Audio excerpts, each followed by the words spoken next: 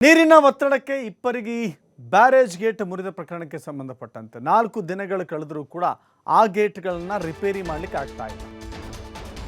4 ದಿನ ಕಳೆದಿದೆ, ಮುರಿದ ಬ್ಯಾರೇಜ್ನ ಗೇಟ್ಗಳನ್ನು ರಿಪೇರಿ ಮಾಡಲಿಕ್ಕೆ ಆಗಿಲ್ಲ. ಈವರೆಗೆ 2 ಪ್ಲೇಟ್ಗಳನ್ನು ಮಾತ್ರ ಅಳವಡಿಕೆ ಮಾಡಲಾಗಿದೆ. ಬಾಗಲಕೋಟೆ ಜಿಲ್ಲೆ ರಬಕವಿ ಬನಹಟ್ಟಿಯ ಹಿಪ್ಪರಗಿ ಬ್ಯಾರೇಜ್ 4 ದಿನವಾದರೂ ಕೂಡ ಕೇವಲ 2 ಪ್ಲೇಟ್ಗಳನ್ನು ಮಾತ್ರ ಅಳವಡಿಸಲಾಗಿದೆ.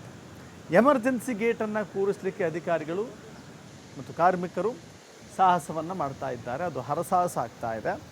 ಈವರೆಗೂ 3.5 TMC ನೀರು ಪೋಲಾಗಿರುವ ಸಾಧ್ಯತೆ ಇದೆ.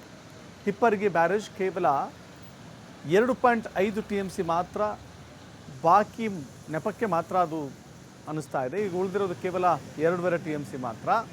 ನೆಪ ಮಾತ್ರಕ್ಕೆ ದುರಸ್ತಿ ಅಂತ ಹೇಳಿ ರೈತರು ಅಸಮಾಧಾನವನ್ನು ಹೊರ ಹಾಕ್ತಾ ಇದ್ದಾರೆ. ಬೇಸಿಗೆಯಲ್ಲಿ ಕುಡಿಯುವ ನೀರಿನ ಸಮಸ್ಯೆ ಎದುರಾಗುವ ಸಾಧ್ಯತೆಗಳಿದೆ ಅಂತ ಜನ ಬೇಸರವನ್ನು ವ್ಯಕ್ತಪಡಿಸಿದ್ದಾರೆ.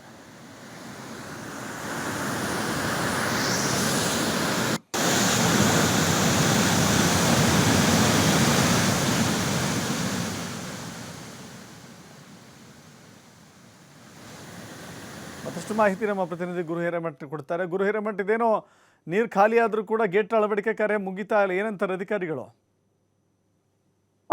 ದಶರಥ್, ಖಂಡಿತ. ಯಾಕಂತಂದ್ರೆ ಕಳೆದ 4 ದಿನಗಳಿಂದ ಗೇಟ್ ಅಳವಡಿಕೆಯಲ್ಲಿ ಸಾಕಷ್ಟು ಬ್ಯುಸಿ ಆಗಿರುವಂತದ್ದು. ಅದರಲ್ಲಿ ಪ್ರಮುಖವಾಗಿ ಅಧಿಕಾರಿಗಳು ನಿನ್ನೆ ರಾತ್ರಿ 2 ಗಂಟೆವರೆಗೂ ತಾತ್ಕಾಲಿಕ ಗೇಟ್ ಅಳವಡಿಕೆ ಮಾಡ್ಲಿಕ್ಕೆ ಸುಮಾರು 4 ದಿನವನ್ನ ಕಳೆದ 4 ದಿನಗಳಿಂದ ಈ ರೀತಿ ಹರಸಾಹಸವನ್ನ ಪಡೆಯುವಂತ ಅಧಿಕಾರಿಗಳು ತಮ್ಮ ಕೆಲಸದಲ್ಲಿ ತೊಡಗಿದ್ದಾರೆ ಅಂತಾನೆ ಹೇಳ್ಬೇಕಾಗತ್ತೆ. ಸಾಕಷ್ಟು ರೈತರು ಒಂದ್ ಕಡೆ ಆಕ್ರೋಶವನ್ನ ಕೂಡ ವ್ಯಕ್ತಪಡಿಸಿರುವಂತದ್ದು. ಕೇವಲ 6 TMC ನೀರನ್ನ ಮಾತ್ರ ಹಿಪ್ಪರಗಿ ಬ್ಯಾರೇಜ್ ನಲ್ಲಿ ಇಡುವಂತದ್ದಾಗಿರುವಂತದ್ದು. ಪ್ರಮುಖವಾಗಿ ಈ ಭಾಗದ 120ಕ್ಕೂ ಅಧಿಕ ಹಳ್ಳಿಗಳು ಈ ಹಿಪ್ಪರಗಿ ಬ್ಯಾರೇಜ್ ಅನ್ನೇ ನಂಬಿಕೊಂಡು ಕುಡಿಯುವ ನೀರು ಮತ್ತು ಬೇಸಿಗೆ ಕಾಲದಲ್ಲಿ ಸಾಕಷ್ಟು ಅಭಾವ ಉಂಟಾಗತ್ತೆ ಅನ್ನುವಂಥದ್ದು ರೈತರು ಒಂದ್ ಕಡೆ ಆರೋಪವನ್ನ ಕೂಡ ಮಾಡಿರುವಂತದ್ದು.